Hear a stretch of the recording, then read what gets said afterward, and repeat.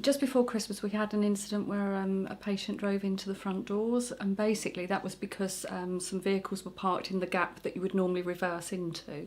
And obviously I believe they panicked and then went straight into the doors, which would have caused a major incident because they're glass panels, and that's just really a consequence of too many vehicles in the close. And that happens virtually on a daily basis. So really, once we open our doors at sort of 8:30, the car park starts to fill up, and it's just literally non-stop throughout the day. And I think, you know, a serious accident is waiting to happen. And I think that's where really this campaign comes from, because I think people really need to sit up and listen. Well, I became involved because the practice managers and the patient participation group contacted me to look at what had actually become a crisis situation. It had been a difficult situation up until the point when NHS England allocated 20 district nurses here with their cars, but that, if you like, was a tipping point almost.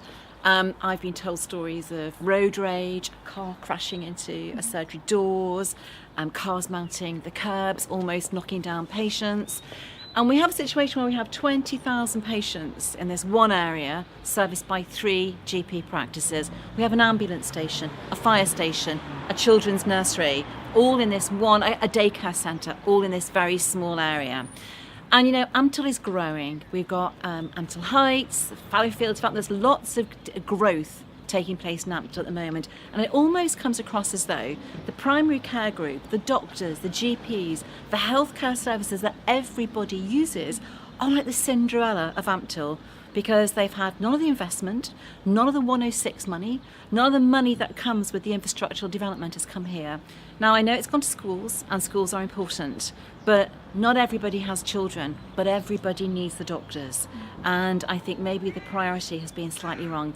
I have some very clear objectives.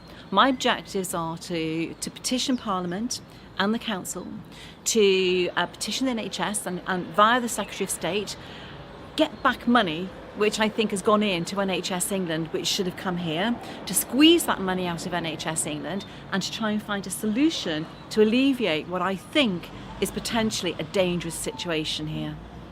And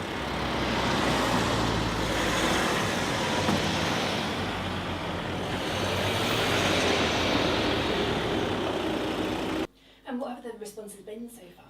Very positive, really good. You know, following the meeting that we've had, it was very positive, and with the idea of a petition and a campaign, you know, and a lot of our patients are behind us as well, and we just feel there needs to be an outcome now, you know, because the situation is getting worse.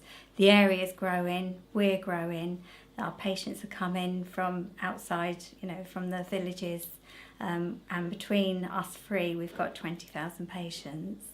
So we can't carry on using the existing car park, you know, as we've gone from a safety point of view, and we feel that an accident really is just waiting to happen. It's not happened yet, but does it have to happen before anything's done?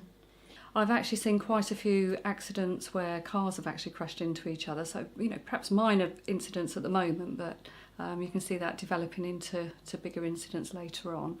And I just think everybody comes into the close, particularly when, say, the playgroup are coming out, and just get very, very frustrated, and quite often just leave the close and perhaps even go up to A&E. So we have experienced that as well.